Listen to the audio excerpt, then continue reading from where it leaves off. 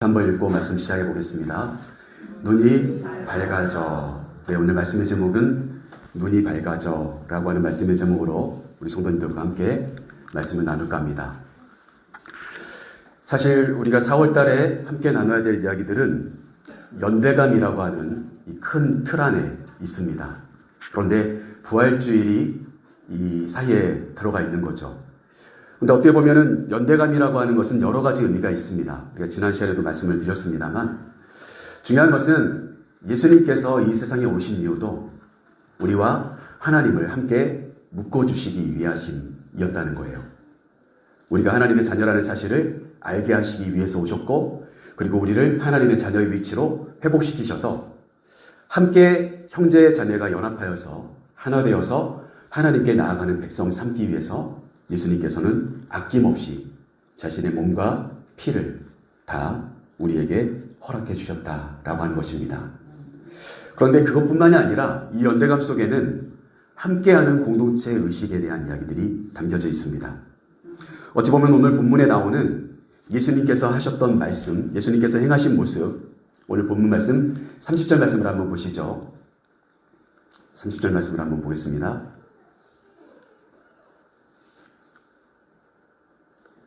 같이 읽어보겠습니다. 그들과 함께 음식 잡수실 때에 떡을 가지사 축사하시고 떼어 그들에게 주시니. 오늘 보시면 30절 말씀에 보면 예수님께서 하셨던 이 행위가 참 독특합니다. 함께 음식을 드실 때에 떡을 가지사 축사하시고 떼어 그들에게 주시니. 여러분, 이 동일한 구조로 기록되어 있는 성경 말씀들을 간단하게 살펴볼 필요가 있겠습니다.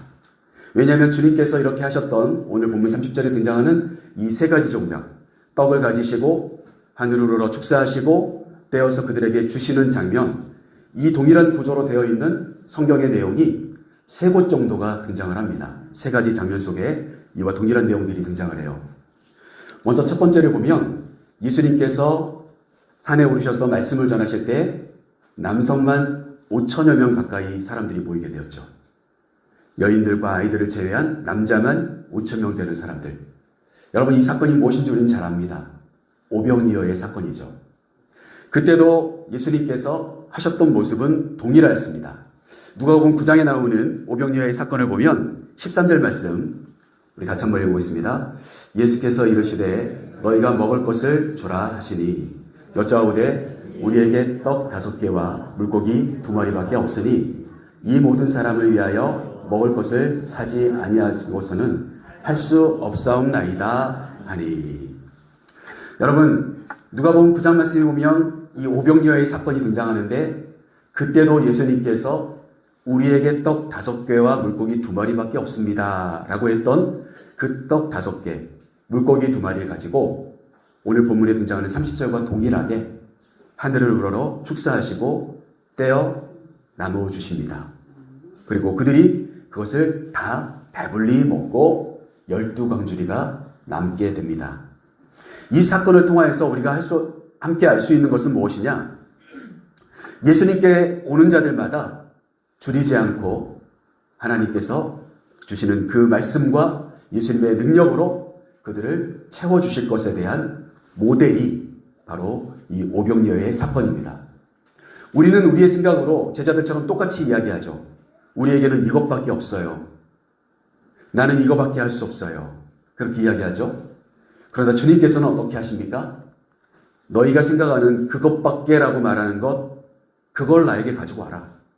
그러면 내가 그것을 붙잡고 그것을 가지고 축사하고 떼어줄 테니.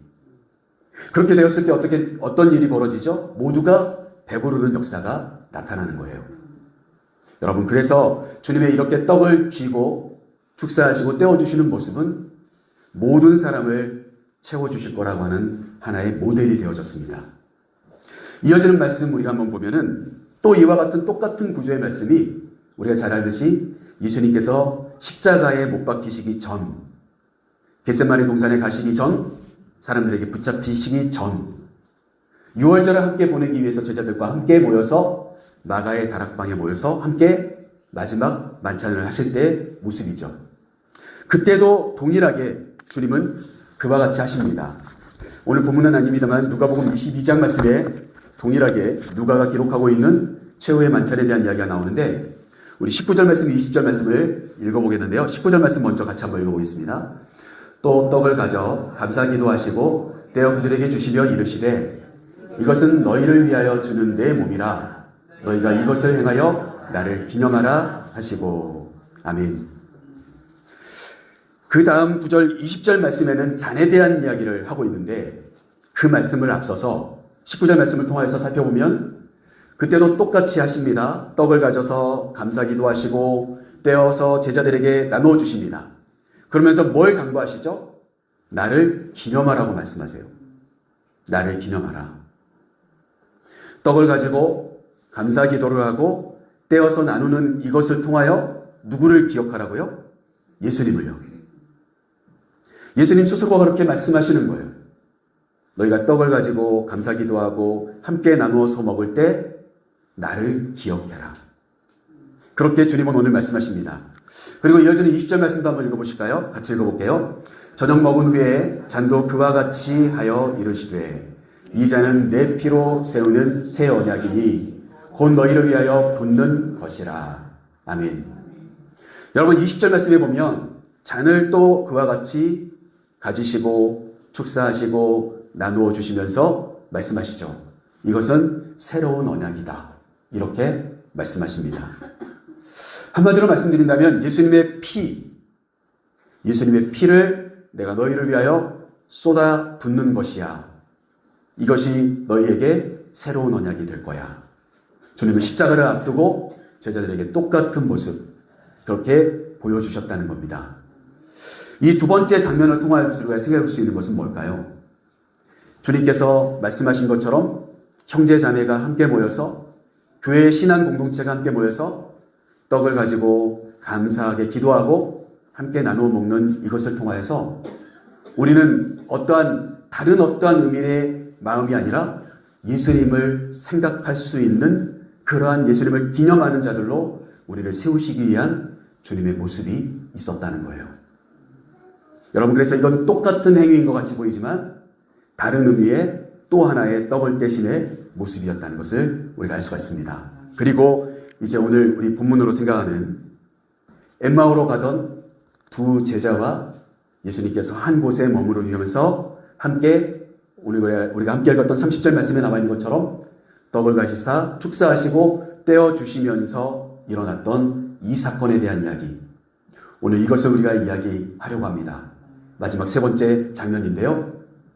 이 장면은 이 앞에 있었던 장면들과 다른 것이 있습니다. 그것은 무엇이냐면 부활 전과 부활 후의 모습이라는 사실이에요. 오늘 우리가 본문으로 잡고 있는 누가복음 24장 말씀에 떡을 떼심은 부활하신 예수님께서 직접 보여주시는 장면이다 라고 하는 것에서 또 다른 큰 의미가 있다고 하겠습니다.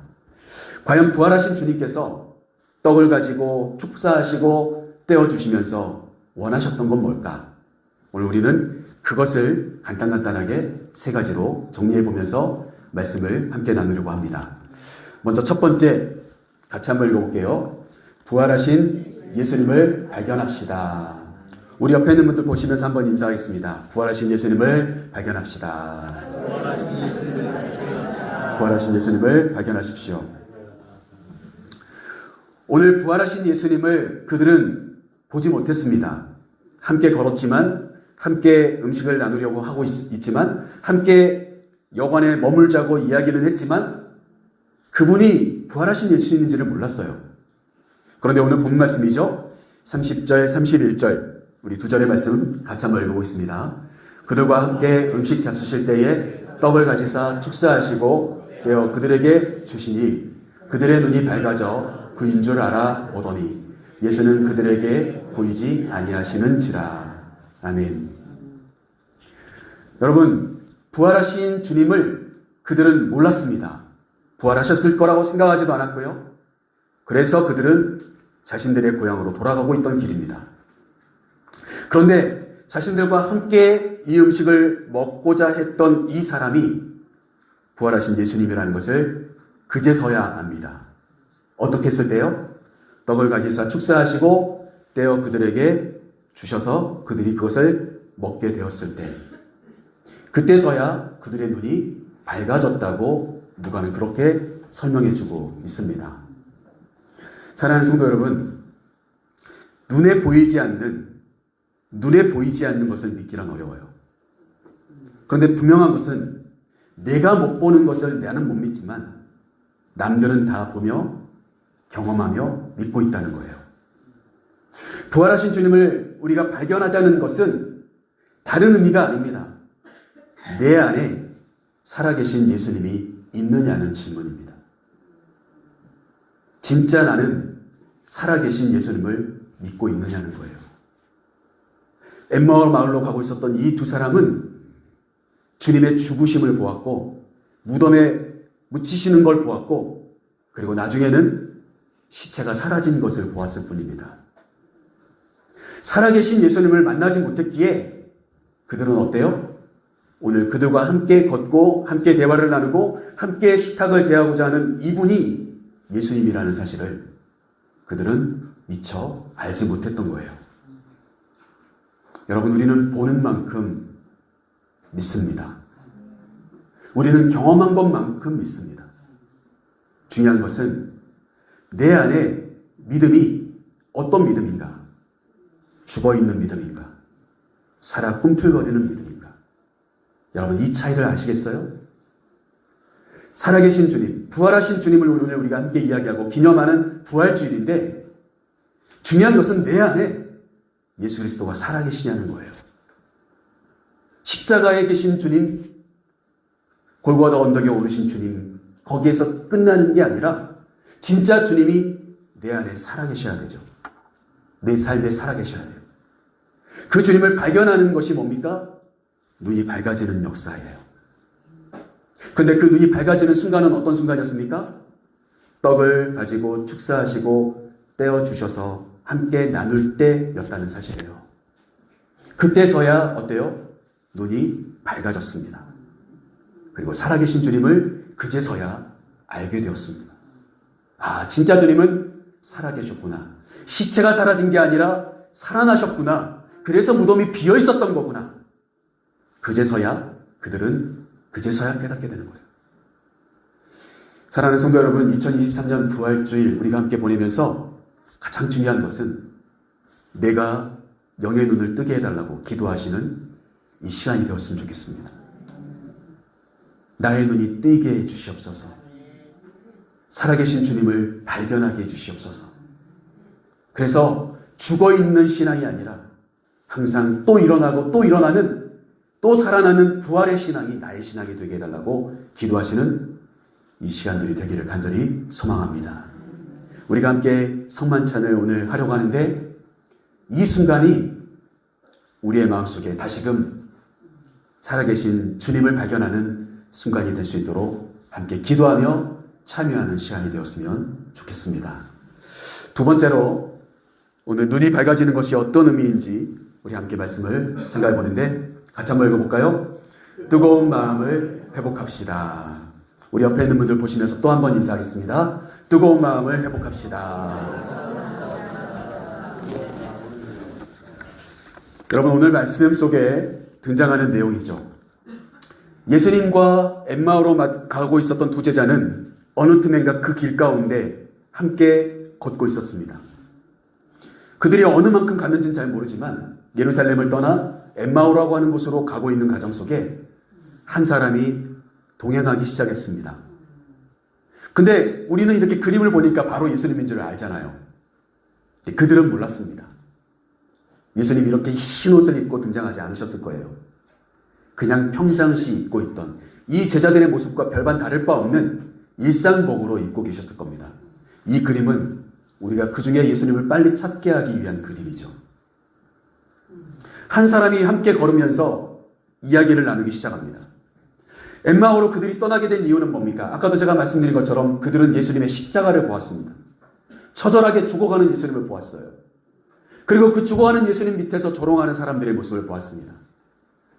내가 예수님을 그렇게 따랐는데 비난과 조롱 가운데 죽으시는 예수님을 보았어요. 그리고 아리마대 사람의 그 요셉이라고 하는 사람의 무덤 가운데 예수님이 들어가시는 모습을 봤어요. 그리고 얼마 되지 않아 안식 후 첫날이 되었는데 그때 예수님이 부활하셨다는 거예요. 시체는 온데간데 없이 사라졌어요. 이 두 제자들은 실망감을 안고 고향으로 돌아가고 있는 길입니다. 아마 실망하지 않았다면 예루살렘을 떠나려고 하지 않았겠죠. 그곳에 남아있었을 거예요. 그런데 어떻습니까? 그들은 고향으로 가고 있었거든요. 오늘 본 말씀을 한번 보시죠. 그들을 향한 예수님의 말씀이에요. 25절 말씀, 26절 말씀, 27절 말씀 우리가 같이 읽을 건데 먼저는 25절만 한번 읽어보겠습니다. 이르시되 미련하고 선지자들의 말하는 모든 것을 마음에 더디 믿는 자들이여. 지금 누군지 모르지만 함께 걷고 있던 사람이 예루살렘에 있었던 이야기들을 한참 심각하게 나누고 있는데 다짜고짜 이렇게 이야기하는 거예요. 미련한 자들이라고. 마음에 더디 믿는 자들이라고. 그렇게 이야기하고 있는 거예요. 마음이 상할 수도 있겠죠. 언제 봤다고. 예루살렘에서 이런 엄청난 일이 있어서 우리가 실망감을 가지고 고향으로 가는 길인데 감히 우리를 평가하다니 이런 생각을 할 수도 있어요. 그러나 그 평가는 변함이 없습니다.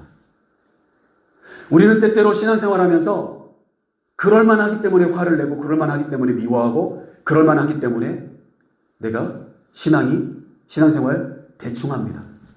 바쁘니까 더 기도하지 않고 시간 없으니까 예배도 한 번만 드리려고 하고 짧게 드리려고 하고. 여러분, 이유야 어찌 됐든 간에 엠마오 마을로 돌아가는 그 제자들은 이유는 분명하죠. 주님의 십자가를 보았고 시신이 사라진 상태, 엄청난 충격 가운데 당연히 고향으로 돌아가야죠. 더 이상 쫓아갈 예수님이 없으니까. 이유는 분명하지만 하나님의 평가, 예수님의 평가는 바뀌지 않습니다. 미련한 자라고, 더디 믿는 자라고 이야기하는 그 평가는 바뀌지 않습니다. 오늘 주님이 그들을 향한 평가예요. 미련한 사람들이다. 선지자들이 말하는 모든 말씀을 더디 믿는 자들이다. 말씀을 들어도 믿지 않고 깨닫지 못하는 자들이다. 오늘 그렇게 주님이 말씀하십니다. 그러면서 이어지는 26절, 27절 말씀 같이 한번 읽어보겠습니다. 그리스도가 이런 고난을 받고 자기의 영광에 들어가야 할 것이 아니냐 하시고 이에 모세와 모든 선지자의 글로 시작하여 모든 성경에 쓴 바 자기에 관한 것을 자세히 설명하시니라. 아멘. 이야기를 듣자 하니까 예수님이 기가 막히신 거죠. 이제껏 본인은 여러 차례 말씀하셨습니다. 인자가 들려야 하리라. 모세가 놋뱀을 만들어서 광야에 들어서 그 놋뱀을 보는 자들마다 살아났던 것처럼 인자가 들리는 그 십자가를 믿는 자들마다 영생을 얻게 될 거다. 주님 누차 말씀 주셨고 인자가 죽은 자 가운데서 3일 뒤에 다시 살아나야 하리라 말씀하셨어요. 그런데 어떻습니까? 그 말씀 자체를 기억조차 하지 못하는 거예요. 그러니까 어떻습니까? 그들은 씁쓸한 마음을 가지고 허탄한 마음을 가지고 고향으로 돌아가고 있는 것이죠. 여러분, 이 마음에 오늘 주님이 필요합니다. 부활하신 주님이. 더 정확하게 말씀드린다면 부활하신 주님의 음성이 필요합니다. 부활하신 주님의 말씀이 필요합니다. 26절, 27절 말씀에 나와 있는 것처럼 예수님은 자신에 대해서 성경이 어떻게 이야기하고 있는지를 설명해 주기 시작합니다. 그리고 그렇게 예수님이 말씀해 주시는 이야기를 들으며 그들은 길을 가게 되었습니다. 여러분, 그 과정 가운데 그들이 어떤 고백을 하는지 32절 말씀 한번 보시죠. 같이 한번 읽어볼게요. 그들이 서로 말하되 길에서 우리에게 말씀하시고 우리에게 성경을 풀어주실 때에 우리 속에서 마음이 뜨겁지 아니하더냐 하고. 부활하신 주님이 그들과 함께 동행하시면서 주님이 성경의 말씀 속에 예수님에 대한 이야기, 자신에 대한 이야기들이 어떻게 기록되어 있는지 설명해주고 이야기해주자 그들은 그때 정말 시간 가는 줄 모르고 예수님의 말씀을 들었던 거예요. 날이 어두워지기 전까지, 유숙할 곳을 찾기 전까지 주님의 그 이야기들을 들으면서 오늘 그들은 32절 말씀처럼 고백합니다. 우리의 마음이 뜨거워졌었다라고 하는 거. 내 마음이 뜨거워졌었다. 그렇게 고백합니다. 여러분, 부활하신 주님을 만난 사람들마다 열정이 불타오르고 성령의 충만함이 임합니다. 부활하신 주님을 만난 자들마다 부활하신 주님의 말씀이 들리는 곳에서 우리의 마음이 뜨거워집니다. 여러분, 냉랭한 가슴으로 그저 그렇게 밋밋하게 신앙생활하지 마시고 뜨거운 마음을 회복하시기를 소망합니다. 뜨거운 마음은 어디서부터 와요? 부활하신 주님의 말씀으로부터 와요. 살아계신 주님의 말씀으로부터 오는 거예요. 말씀의 살아 역사하심으로부터 오는 거예요. 우리의 마음이 뜨거워지는 부활의 이 아침이 되기를 소망합니다. 주님은 여전히 살아계시고 그 말씀은 살아있고 운동력이 있어서 좌우의 어떤 날선검보다 예리하다고 이야기합니다. 여러분, 그 말씀이 저 여러분의 마음을 이곳저곳 헤집고 다니는데 어찌 마음이 뜨겁지 않을 수가 있겠어요? 마음이 뜨겁지 않은 자들, 부활하신 주님을 만나셔야 합니다.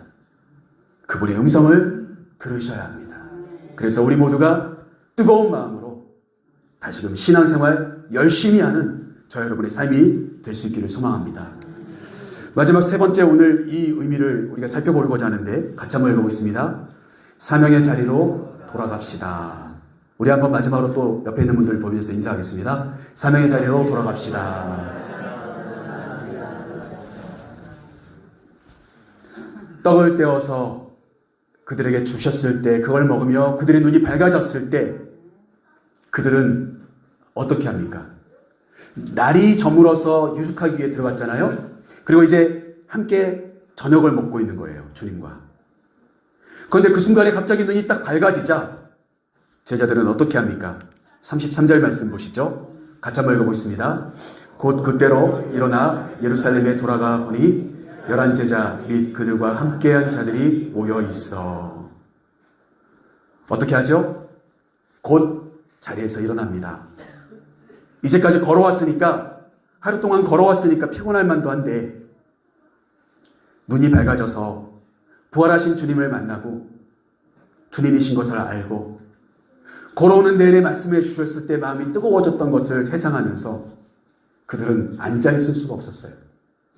그곳에 누울 수가 없었습니다. 오늘 33절 말씀에서 누가는 뭐라고 이야기합니까? 곧 그때로 일어나. 눈이 밝아진 그 순간 그들은 일어났다는 거예요. 다시 예루살렘으로 갔다는 거예요. 제자들이 머무는 곳에서 떠나왔던 그들이 다시 제자들이 머무는 곳으로 찾아갔다는 거예요. 여러분, 이게 부활하신 주님을 만난 사람들의 모습입니다. 우리가 해야 될 일, 우리가 감당해야 될 사명, 미루어 놓고 등한시하던 것들, 복음을 전하지 못하고 찬양하지 못하고 기도하지 못하던 우리의 모습들, 내 가정을 천국으로 만들지 못했던 우리의 모습들, 내가 맡은 직분대로 사명 감당하지 못했던 우리의 모습들이 있다면 오늘 우리는 부활하신 주님을 아직 못 만난 것입니다. 눈이 밝아져서 내가 지금 이렇게 살아도 될까? 내 신앙이 이 정도만 되어도 될까? 한탄하며 후회하며 내 사명을 다시금 붙잡는 자리에 돌아갈 수 있는 자들이 되어야 될 줄로 믿습니다. 그게 바로 부활의 주님을 만난 자들의 모습이었어요. 십자가 지실 때는 온데간데 없이 다 사라졌었어요. 제자들이 다 뿔뿔이 흩어져 버렸어요. 주님 붙잡으실 때는 더했어요. 발가벗고 자고 있다가 옷 입을 틈도 없어서 입을 감싸고 도망가는 제자도 있었어요. 그런데 어떻습니까? 십자가 밑에서는 흩어져 버렸던, 붙잡히시는 주님 앞에서는 흩어져 버렸던 그 제자들은 다시 모이기 시작합니다. 언제요? 예수님의 부활의 그 경험을 하자 다시 모이기 시작합니다. 여러분, 흩어졌던 우리의 마음이 하나 되는 것은 부활의 주님만이 가능하게 하시는 겁니다. 부활의 주님을 만나면 우리는 모이게 되어 있어요. 하나님의 일을 위하여 함께하기 시작하게 될 겁니다. 여러분이 사랑하는 지도제일교회가 우리 모두의 삶이 이와 같이 다시금 소망으로 변화되어져서 그 밤중에 길을 무릅쓰고 다시 자신의 자리, 예루살렘 제자들이 함께 모인 자리로 돌아갔던 그들처럼 우리가 마땅히 감당해야 될 그 자리로 부활의 주님과 함께 걸어가시게 되는 저 여러분의 삶이 되기를 원합니다. 말씀 마치면서 35절 마지막으로 같이 한번 읽어보겠습니다. 같이 읽겠습니다. 두 사람도 길에서 된 일과 예수께서 떡을 떼심으로 자기들에게 알려주신 것을 말하더라. 아멘. 엠마오 마을로 가고 있었던 두 사람은 자신들이 그 길 가운데서 경험했던 주님을 제자들에게 고백합니다. 그 말은 뭘까요? 주님은 부활하셨다는 거예요. 제자들에게 이야기한 이유는 딱 한 가지입니다. 우리도 부활하신 주님을 만났습니다. 여러분, 이 고백이 올해 저와 여러분의 고백이 되고 살아계신 주님을 발견하고 그리고 뜨거운 가슴이 회복되어지고 그래서 사명을 감당하기 위해 우리의 팔을 걷어붙이고 우리의 발걸음을 분주히 움직이는 진짜 꿈틀거리는 살아있는 부활한 신앙인으로 저와 여러분이 서기를 간절히 소망합니다.